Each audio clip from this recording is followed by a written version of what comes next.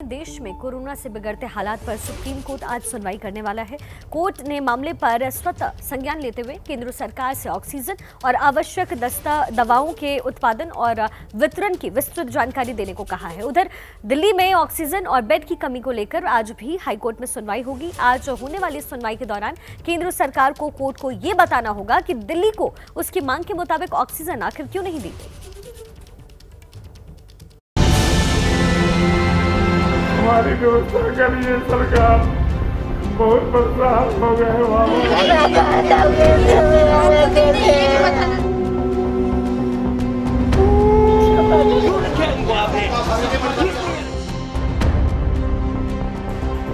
सारे देश भर में यूं तो पर्याप्त मात्रा के अंदर ऑक्सीजन उपलब्ध थी। दिल्ली में ऑक्सीजन, बेड और दवाओं की कमी के चलते खराब हुए हालात को लेकर गुरुवार को दिल्ली हाईकोर्ट में लंबी सुनवाई चली। सुनवाई के दौरान दिल्ली हाईकोर्ट ने केंद्र सरकार से दिल्ली को उसकी मांग से कम ऑक्सीजन देने पर जवाब मांगा। जब दिल्ली ने 700 मीट्रिक टन ऑक्सीजन देने की मांग की थी, फिर आखिर उसको सिर्फ 490 मीट्रिक टन देने का कोटा किस आधार पर तय किया गया? और आने वाले दिनों में जब दिल्ली सरकार 1000 मीट्रिक टन ऑक्सीजन देने की मांग कर रही है, उस पर केंद्र सरकार का क्या रुख है? सुनवाई के दौरान दिल्ली सरकार के वकील ने केंद्र सरकार पर पक्षपातपूर्ण रवैया अपनाने का आरोप भी लगाया। कहा, जब केंद्र सरकार बुरी तरह से विफल हो गई तो हमें कटघरे में खड़ा कर दिया गया। दिल्ली को 490 मीट्रिक टन ऑक्सीजन देने की जो बात कही गई थी, वो भी नहीं दी जा रही। हम केवल मूक दर्शक नहीं बने रह सकते, क्योंकि वे केंद्र सरकार हैं। केंद्र हमारे साथ बहुत नाइंसाफी कर रही है। हमें नॉन आईसीयू बेड के लिए 304 मीट्रिक टन ऑक्सीजन की जरूरत है।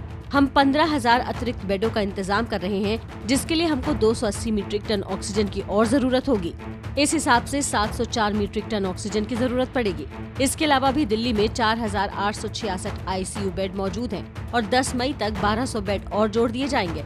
और अगर इस सब को जोड़ ले तो इस हिसाब से 10 मई तक दिल्ली को कुल 976 मीट्रिक टन ऑक्सीजन की जरूरत पड़ेगी। अगर हमको 490 मीट्रिक टन ऑक्सीजन मिलेगी तो हम इन बेड को ऑक्सीजन बेड और आईसीयू में कैसे तब्दील कर पाएंगे? दिल्ली सरकार ने मांग की कि दिल्ली हाईकोर्ट केंद्र सरकार को निर्देश दे कि वो दिल्ली को 1000 मीट्रिक टन ऑक्सीजन मुहैया कराए। दिल्ली वालों की ओर से आज केंद्र सरकार से हाथ जोड़कर ये विनती करते हैं कि आप अपनी दरियादिली थोड़ी सी दिल्ली के लिए भी दिखाएं। हम कोई राजनीति नहीं कर रहे, कोई राजनीतिक बयान नहीं दे रहे, किसी पार्टी का नाम नहीं ले रहे। आपने तो और पार्टियों के राज्यों को भी दिया है। हम हाथ जोड़कर बस आपसे यही विनती करते हैं कि आप दिल्ली के प्रति भी थोड़ी दरियादिली दिखाइए। दिल्ली को भी जितना दिल्ली ने मांगा है उतना दिल्ली को ऑक्सीजन मिलना चाहिए। हमें अपनी मांग से भी आधा ऑक्सीजन दिया जा रहा है, जो कतई भी सही नहीं है।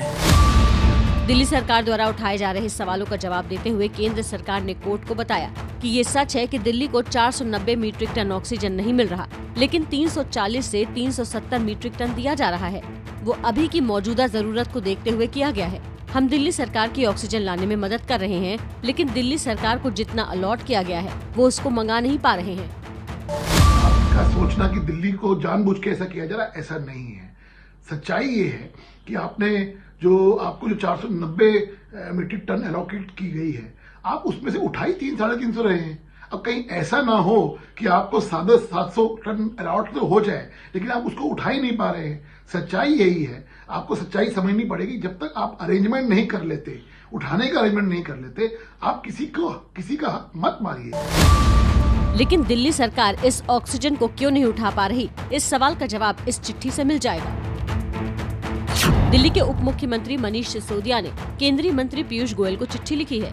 चिट्ठी में दिल्ली का ऑक्सीजन कोटा 490 मीट्रिक टन से बढ़ाकर 976 मीट्रिक टन देने की अपील की।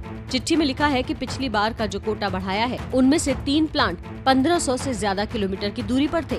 पिछले 10 दिन में बढ़े हुए कोटे का ऑक्सीजन एक भी बार दिल्ली नहीं आया।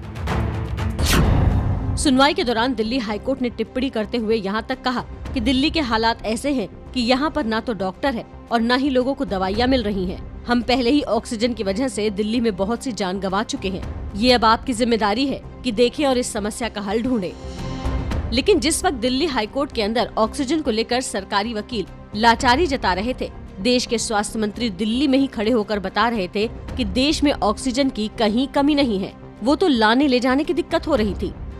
सारे देश भर में यूं तो पर्याप्त मात्रा के अंदर ऑक्सीजन उपलब्ध थी, पहले भी थी, लेकिन शायद कहीं कहीं पर ऑक्सीजन का एक प्रकार से जो ट्रांसपोर्टेशन था उसके अंदर जो गैप्स थे उसको भी पिछले समय में एक तरफ दूर किया गया है। वो गैप्स को रेल के माध्यम से, सड़क के माध्यम से, हवाई जहाज के माध्यम से, एयरफोर्स के माध्यम से, शिप्स के माध्यम से, विदेशों के माध्यम से, सपोर्ट सिस्टम्स के माध्यम से, जो इंडस्ट्री के अंदर जो इंडस्ट्रियल यूज के लिए ऑक्सीजन होती थी वहां पर भी उन प्लांट्स को जो है कॉर्पोरेट की मदद से वहां पर भी जो है हमारे लिए जो उपयोगी मेडिकल ऑक्सीजन है वो बनाने की प्रक्रियाएं शुरू हो रही है। लेकिन कुछ लोग यही सवाल पूछ रहे हैं कि देश में ऑक्सीजन है तो उन्हें क्यों नहीं मिल रही, उनके अपने क्यों ऑक्सीजन के बिना दम तोड़ रहे हैं। ऑक्सीजन अस्पतालों तक पहुंचाने का काम भी तो सरकारों का ही है,